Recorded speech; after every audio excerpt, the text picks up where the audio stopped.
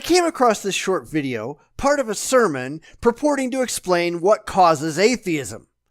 And I wanted to do a really quick response because this is something that I've noticed, not just about Christians, but about a lot of theists over the years. So let's see what this preacher thinks causes atheism and why his answer is really very telling. That's really neat. Now, do you guys know what the single greatest cause of atheism is? The complete and utter lack of any evidence for the existence of any God, period. It's not science teachers at public schools. It's not anything that politicians can do. I'll let you guys think about it for a second, but the single greatest cause of atheism, it's a wide open question. It's the fact that you guys have absolutely nothing unemotional and objective to present in support of your beliefs.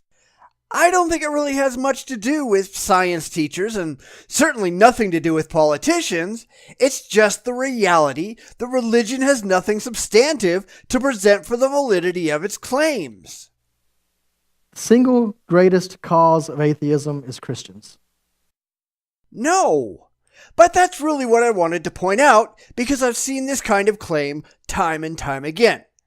Guys, it's not all about you.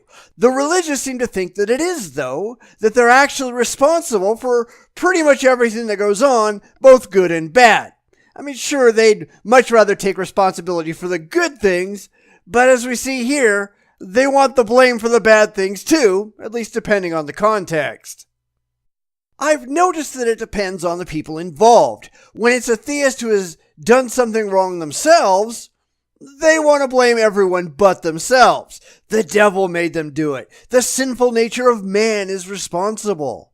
But when it's a theist pointing out the failures of other theists, it's always about those other theists. It's always you guys. You guys screwed up. Because they don't want to blame their theology. They don't want to blame their methods. They always want to blame people, even when the failure isn't their fault.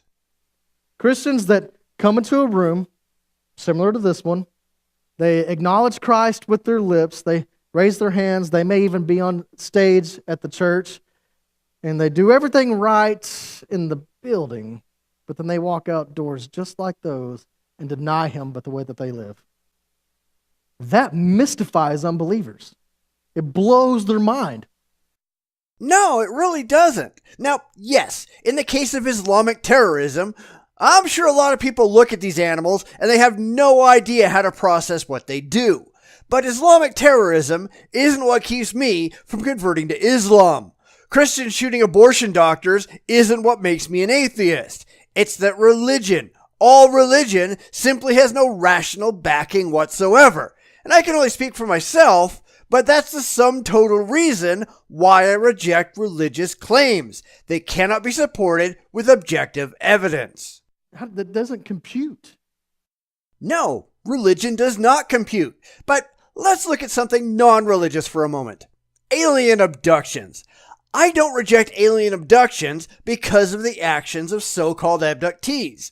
I don't disbelieve the stories because I dislike how advocates act. I reject it because there's no evidence to support the conclusions that they come to. They could be great people, and it would have no effect on my beliefs about aliens. They could be total dicks, and it wouldn't make me any less likely to adopt their views. The people really have no bearing on how rational, evidence-based skeptics operate. So the greatest cause of atheism is really people that come to church and then deny Him, live totally different elsewhere. Nope. The greatest cause of atheism, at least non-default atheists, is the lack of any evidence for the existence of gods. People who actually care whether the things that they believe are factually true or not are not going to believe in things for which there is no objective evidence. And I get why these people think this way. They're frustrated to see an ever-increasing number of people rejecting their heartfelt beliefs. But they're really stuck. On the one hand, they desperately want to evangelize their beliefs, but on the other, what they really need to do simply cannot be done. They can't just make evidence appear out of the ether, So they need to come up with something to blame for their failures. And since religion is an inherently self-flagellating endeavor, they blame themselves. Well, yes, but only so far as you insist on believing stupid nonsense without any kind of rational justification.